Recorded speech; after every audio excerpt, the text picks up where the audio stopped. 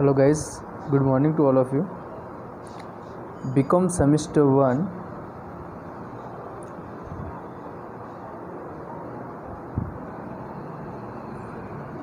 BCom semester 1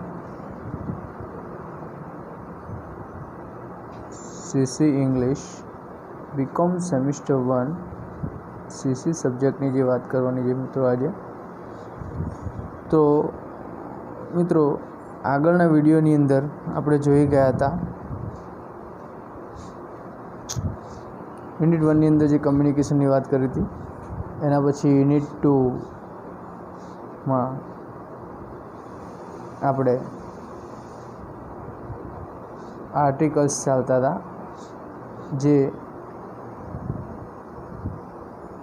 ગ્રામરનો topic જે છે એમાં મિત્રો આપણે ટોટલ આર્ટિકલના આઈ થિંક 9 રૂલ્સ આર્ટિકલ એ મિત્રો આગળના વિડીયોની અંદર મેં તમને કીધું હતું કે આર્ટિકલ બે પ્રકારના હોય છે, ડેફિનેટ આર્ટિકલ અને ઇનડેફિનેટ આર્ટિકલ. ડેફિનેટ આર્ટિકલ જે ધ છે, ઇનડેફિનેટ છે એ અને એન. તો મિત્રો એમાં આપણે આર્ટિકલ એની ઓલરેડી વાત કરી દીધી છે. હવે આજે આપણે આર્ટિકલ એનની વાત કરીશું. તો એન આર્ટિકલનો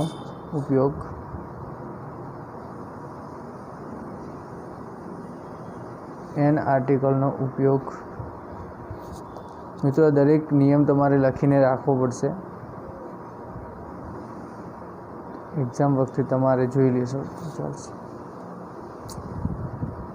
એન આર્ટિકલ જે છે મિત્રો, આર્ટિકલ જે છે એ વોવેલ અને કોન્સોનન્ટ્સ ઉપર ડિપેન્ડ છે. મેં તમને પહેલાં પણ કીધેલું છે આ વાત, આજે પણ કહું છું, રિપીટ કરું છું, that articles is depends on vowel and consonant sound. નિયમ 1 રૂલ્સ નંબર 1 નિયમ નંબર 1 શું કહે છે કે કોઈ પણ શબ્દની શરૂઆત, આપણે અહીંયા હું લખું છું, ધ્યાન આપો, કોઈ પણ શબ્દની શરૂઆત સ્વરથી થતી હોય. શેનાથી થતી હોય?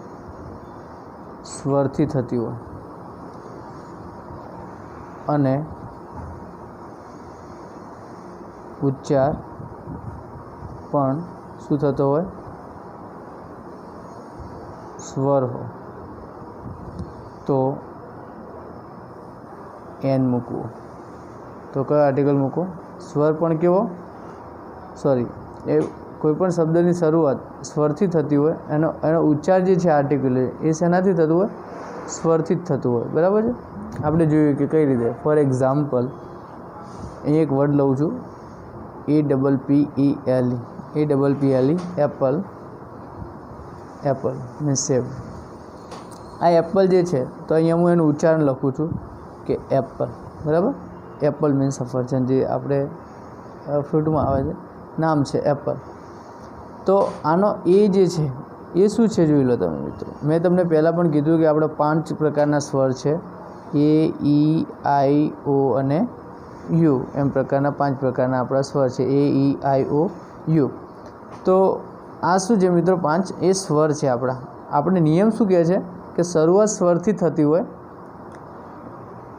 અને એનો ઉચ્ચાર પણ શું થતો હોય? સ્વર થતો. તો અહીંયા આપણે જોઈ લઈએ, એવું થાય છે. એપલ, અહીંયા પણ જુઓ, એ શું છે? સ્વર છે. અને અહીંયા પણ શું છે? એ સ્વર જ છે મિત્રો. તમને ખબર છે? એ સ્વર છે, એનો ઉચ્ચાર કરો, એ પણ શું થાય છે? સ્વર જ થાય છે. તો એન આર્ટિકલ આવશે. કયો આવશે? An article. બીજું એક એક્ઝામ્પલ લઈ લઈએ, ઓરેન્જ. તો ઓરેન્જ, ઓ શું છે? સ્વર છે. અહીંયા આગળ ઓ શું છે? એ સ્વર છે, માટે શું આવશે? એન આર્ટિકલ આવશે. બરાબર? Elephant,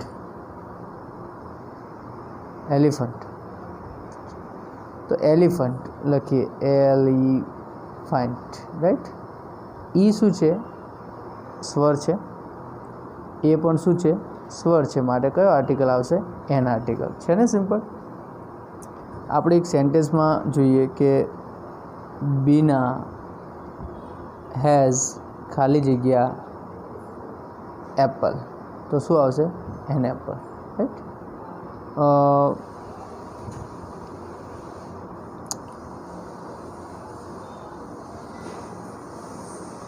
Prakash is blank American, American, સ્વર, સ્વર, એન આર્ટિકલ છે મિત્રો. Simple trick.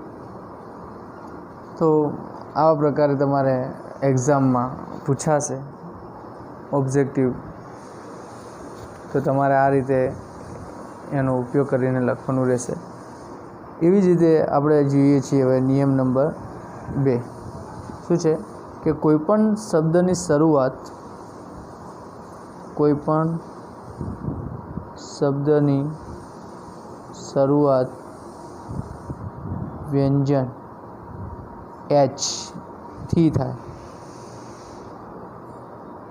શેનાથી થાય? એચ થી થાય. પણ તેનો ઉચ્ચાર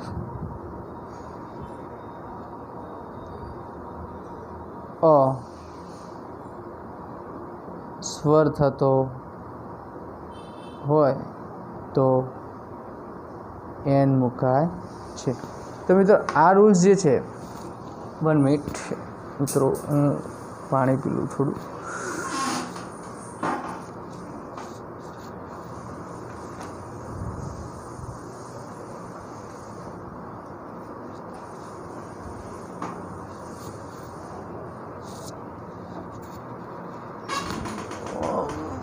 મિત્રો આગળ જોઈએ. હા,